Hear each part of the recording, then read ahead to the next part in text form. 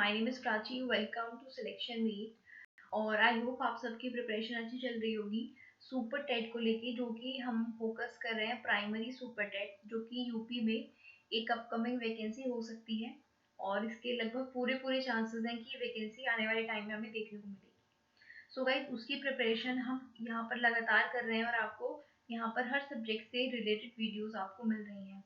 आज का हमारा लेक्चर नंबर होगा 7। इससे पहले 6 लेक्चर्स हमारे आ चुके हैं और ऑलमोस्ट हम सभी सब्जेक्ट्स को इसमें कवर कर रहे हैं। आपने नहीं देखी है तो एक बार चैनल पर जाकर देख जरूर लें किस टाइप के क्वेश्चंस हम यहाँ पर कवर कर रहे हैं। और हमने एक प्रैक्टिस सेट जीएस का डिस्कस कर चुके हैं जो कि पूरे कंप्लीट 50 मार्क्स का है, उसको भी आप चैनल पर जाकर देख लें। आज हम हिस्ट्री के एक बहुत इंपॉर्टेंट टॉपिक को डिस्कस करेंगे जो कि होगा गुप्त वंश। और इससे बाहर शायद ही कोई क्वेश्चन आपको मिले। इसका मतलब ये है कि हमने यहाँ पर क्या लिया है, इंपॉर्टेंट क्वेश्चंस को लिया है गुप्त वंश की।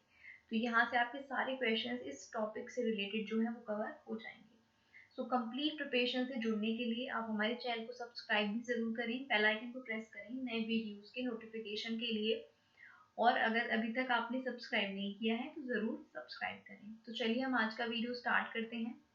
तो हमारा फर्स्ट क्वेश्चन है आज, रोमन साम्राज्य के साथ भारत का व्यापार रोम पर किसके द्वारा आक्रमण के साथ समाप्त हो गया। देखिए, भारत का व्यापार रोमन साम्राज्य के साथ हुआ करता था, लेकिन किसके आक्रमण के साथ साथ ये जो व्यापार था रोमन साम्राज्य का भारत के साथ वो खत्म हो गया। आपसे ये पूछा जा रहा है और 4 ऑप्शंस आपके पास हैं कि रोम और भारत का जो व्यापार हुआ करता था वो किसके आक्रमण के होने के बाद से समाप्त हो गया। पहला ऑप्शन है अरबों द्वारा, दूसरा है हंगेरिया द्वारा, तीसरा है हुणों के द्वारा या फिर तुर्कों के द्वारा। 4 ऑप्शन आपके पास हैं, आप अपना करेक्ट आंसर मार्क कीजिए, फिर हम जो राइट आंसर होगा उसको डिस्कस करेंगे। तो यहाँ पर जो राइट आंसर होगा that is C, option number C, यानी कि हुणों के द्वारा। इसका मतलब ये है कि रोम और भारत का व्यापार बहुत अच्छे तरीके से चल रहा था, लेकिन जब हुणों द्वारा आक्रमण किया गया उसी के साथ ये जो व्यापार था भारत और रोम के बीच वो समाप्त हो गया। तो किसके आक्रमण के बाद आपको ध्यान रखना है, हुणों द्वारा। हुणों के आक्रमण के बाद ये सब हुआ, यानी कि व्यापार बंद हो गया। तो ऑप्शन नंबर सी यहाँ पर करेक्ट है। नेक्स्ट क्वेश्चन की बात करते हैं। सेकंड क्वेश्चन कहता है, आर्यभट्ट और वराहमिहिर, आर्यभट्ट और वराहमिहिर के सुविख्यात नाम किस युग से रिलेटेड है। तो आर्यभट्ट का नाम आपने सुना ही होगा और मैथमेटिशियन थे ये, बहुत फेमस, आर्यभट्ट और वराहमिहिर। ठीक है, तो इन दोनों को आपको बताना है ये कौन सी युग से रिलेटेड है। आर्यभट्ट और वराहमिहिर दोनों को बताना है, क्या ये गुप्त वंश से है, क्या ये कुषाण वंश से है, मौर्य वंश से है या फिर पाल वंश से है। आप अपना आंसर मार्क कीजिए और फिर अपने आंसर को आप यहाँ पर वेरीफाई कीजिए कि आप सही थे या गलत। हम राइट इसका आंसर देखेंगे कि आर्यभट्ट और वराहमिहिर सुविख्यात थे किस युग से, किस युग से ये रिलेटेड है। तो आपका जो आंसर होगा वो होगा ऑप्शन नंबर ए, गुप्त वंश। ऑप्शन नंबर ए यहाँ पर आपका क्या हो जाएगा, करेक्ट हो जाएगा। तो आपको याद रखना है आर्यभट्ट और वराहमिहिर ये गुप्त वंश से रिलेटेड हैं दोनों। ठीक है, ये 2 क्वेश्चन आई होप आपको क्लियर हो गए होंगे। थर्ड क्वेश्चन पर मूव करते हैं। थर्ड कहता है, इलाहाबाद के स्तंभ में किसकी उपलब्धियां उत्कीर्ण हैं। जो इलाहाबाद का स्तंभ है ये काफी फेमस स्तंभ है, तो इसमें किसकी उपलब्धियां उत्कीर्ण है आपसे ये बताना है। या आपसे पूछा जा सकता है कि इलाहाबाद स्तंभ जो है ये किससे रिलेटेड है, क्या चंद्रगुप्त मौर्य से रिलेटेड है, समुद्रगुप्त से है, विक्रमादित्य से है या फिर स्कंदगुप्त से है। 4 ऑप्शन आपके पास है फिर से, और राइट आंसर आप अपना मार्क कीजिए और हम डिस्कस करने जा रहे हैं इसके राइट आंसर को। तो क्वेश्चन नंबर थर्ड का राइट आंसर होगा ऑप्शन नंबर बी, यानी कि समुद्रगुप्त। समुद्रगुप्त जो है उनसे रिलेटेड है इलाहाबाद स्तंभ, या फिर इलाहाबाद स्तंभ पर किसकी उपलब्धियां उत्कीर्ण है तो वो कौन है, समुद्रगुप्त। यानी कि इलाहाबाद का स्तंभ किससे रिलेटेड है, समुद्रगुप्त से। Option number B is the correct answer. Next question पर मूव करते हैं। क्वेश्चन नंबर फोर्थ, चीनी यात्री फाहियान किस गुप्त शासक के काल में भारत आया था।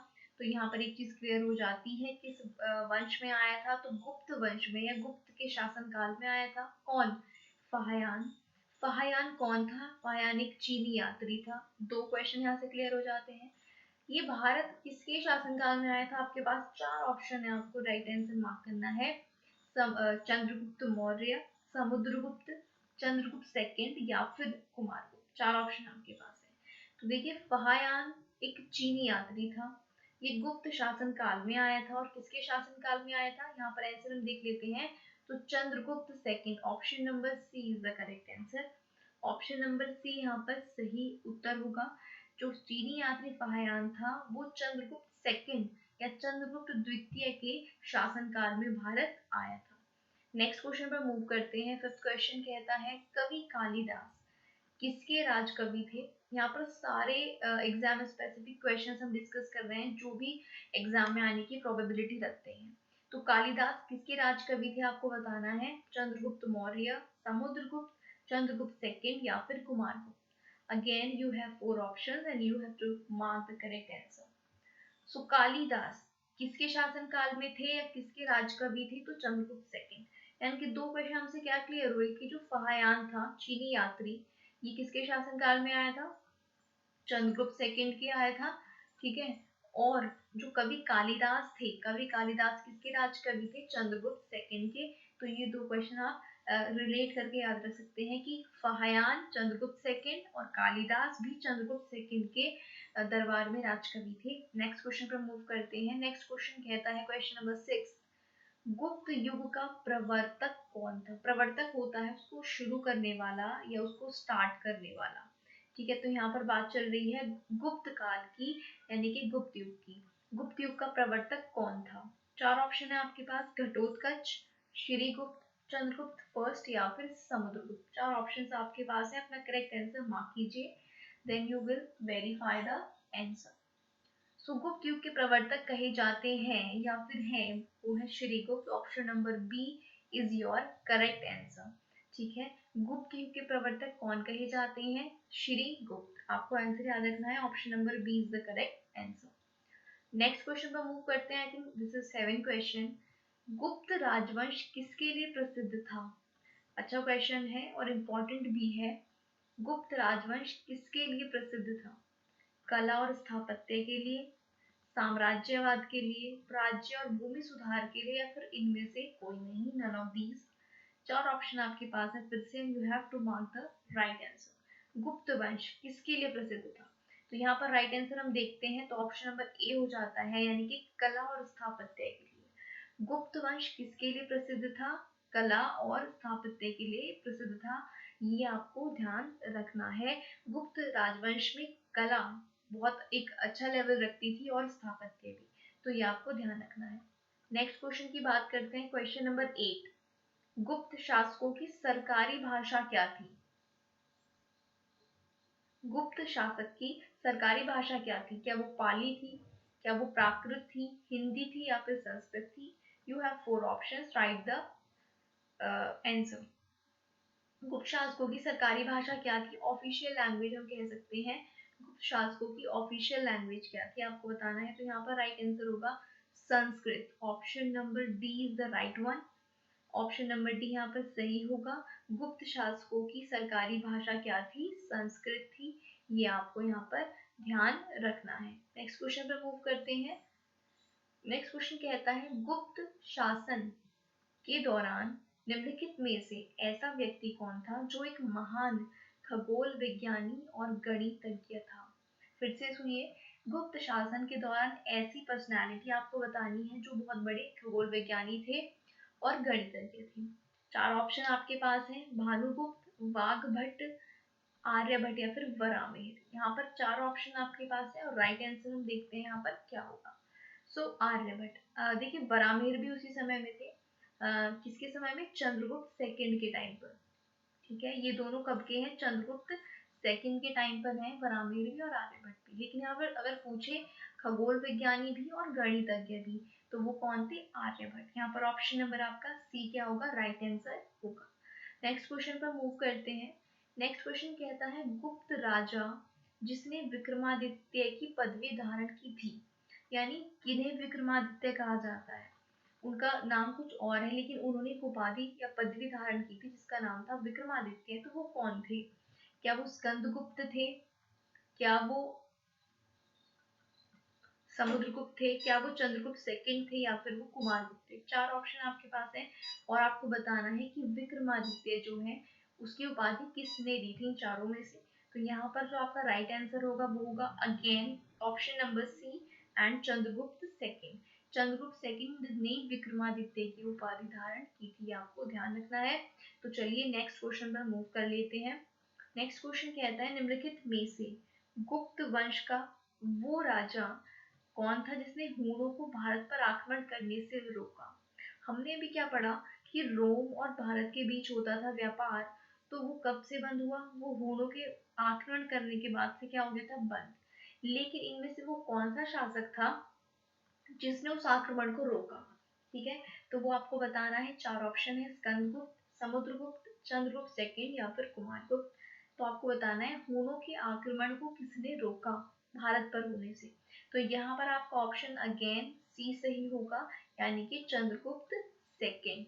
चंद्रगुप्त सेकंड जो थे इन्होंने हूणों को भारत पर आक्रमण करने से रोका। ऑप्शन सी यहाँ पर क्या है आपका राइट आंसर है। नेक्स्ट पर मूव करते हैं। नेक्स्ट क्वेश्चन कहता है गुप्त संवत। गुप्त संवत आपने सुना होगा, जैसे विक्रम संवत है वैसे ही गुप्त संवत है, इसमें से किसके द्वारा स्थापित किया गया था। तो आपसे पूछा है कि गुप्त संवत को किसने शुरू किया था, किसने इसको स्टार्ट किया था। गुप्त संवत की बात हो रही है। चंद्रगुप्त प्रथम ने, चंद्रगुप्त सेकंड ने, समुद्रगुप्त ने या फिर कुमारगुप्त। 4 ऑप्शन है आपके पास, राइट दी आंसर। तो यहाँ पर आपका जो राइट आंसर होगा वो होगा ऑप्शन नंबर ए, यानी कि आपको याद रखना है जहां भी गुप्त संवत आ जाए वहां पर आंसर क्या होगा, चंद्रगुप्त प्रथम या चंद्रगुप्त फर्स्ट। तो विक्रम जो गुप्त संवत है वो किसने शुरू किया था, चंद्रगुप्त प्रथम ने वो शुरू किया था। ए यहाँ पर आपका क्या है, राइट आंसर है। नेक्स्ट पर मूव करते हैं। नेक्स्ट क्वेश्चन कहता है गुप्त काल गुप्त काल में किस धातु के सर्वाधिक सिक्के जारी किए गए। हर काल के एक सिक्के होते थे जो कि प्रचलित होते थे, कहीं चांदी के, कहीं सोने के, तांबे के, राइट। तो यहाँ पर आपसे गुप्त काल में पूछा गया है कि गुप्त काल में कौन से जो सिक्के थे वो सबसे ज्यादा क्या रहे, फेमस रहे।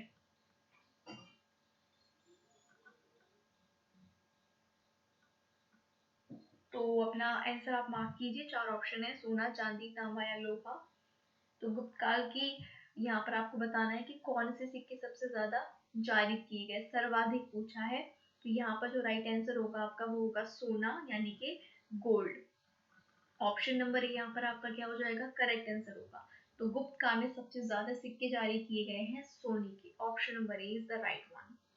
नेक्स्ट क्वेश्चन है चंद्रगुप्त सेकंड और किस नाम से जाने जाते थे। चंद्रगुप्त सेकंड को और किस नाम से जाना गया, क्या समुद्रगुप्त है, या स्कंदगुप्त है, विक्रमादित्य है या फिर राणागुप्त है। 4 ऑप्शन है आपके पास। तो यहाँ पर जो आपका राइट आंसर होगा उसको देख लेते हैं। तो ऑप्शन नंबर सी हुआ, जैसे कि हम पढ़ चुके हैं कि विक्रमादित्य की उपाधि किसने ली थी, चंद्रगुप्त सेकंड ने दी थी। यानी कि चंद्रगुप्त सेकंड को ही क्या कहा जाता है, विक्रमादित्य कहा जाता है, ये आपको ध्यान रखना है। नेक्स्ट क्वेश्चन क्या है हमारे पास वो देख लेते हैं। नेक्स्ट कहता है निम्नलिखित में से किनके सिक्के संगीत के प्रति उनका प्रेम दर्शाते हैं। बहुत अच्छा क्वेश्चन है। इसमें से किसके सिक्के संगीत के प्रति, म्यूजिक के प्रति उनका क्या दर्शाते हैं, प्रेम दर्शाते हैं। 4 ऑप्शन है, क्या मौर्यों के, नंद के, गुप्तों के या फिर चोल वंश के सिक्के। ठीक है, किनके सिक्के संगीत के प्रति प्रेम दर्शाते हैं। 4 ऑप्शन आपके पास है, you have to mark the one which is your answer. So यहाँ पर राइट आंसर हमारे पास होगा गुप्त वंश, जिसके हम क्वेश्चन डिस्कस कर रहे हैं। ऑप्शन नंबर सी, यानी कि गुप्त वंश के जो सिक्के थे उनमें संगीत के प्रति उनका प्रेम झलकता था, दर्शाया जाता था। तो आपको ध्यान रखना है गुप्त वंश। ठीक है, यहाँ पर आपका ऑप्शन नंबर सी क्या हो जाएगा, राइट आंसर हो जाएगा। सो गाइज ये आज का वीडियो था और गुप्त वंश के जितने भी इंपॉर्टेंट क्वेश्चंस हो सकते थे वो हमने डिस्कस किए हैं। अगर कुछ और हमें लगेंगे इंपॉर्टेंट है तो उनको भी हम जरूर डिस्कस करेंगे। वीडियो आपको अच्छा लगा है तो अभी लाइक बटन पर प्रेस करें, अपने कुछ फ्रेंड्स के साथ अभी अपने ग्रुप्स में इस वीडियो को शेयर कर दें, जिससे कुछ लोगों तक ये वीडियो पहुंचे और लोग इसको देख सकें। चैनल पर नए हैं तो सब्सक्राइब ज़रूर करें और अपने फ्रेंड्स से भी बोलें जो इस तरह के कंटेंट को चाहते हैं, हमारी वीडियोस को देखें और अगर उनको अच्छे लगे तो सब्सक्राइब करें और अपने दोस्तों के साथ शेयर करें। डिस्क्रिप्शन में हमारे टेलीग्राम चैनल का लिंक है, जहाँ पर आपको जो भी स्पेसिफिक वीडियोस हैं उनके आपको क्या मिल जाते हैं, पीडीएफ मिल जाते हैं, तो उसको भी आप ज्वाइन कर सकते हैं। सो अपनी तैयारी करते रहिए। Good luck and thank you for this watching.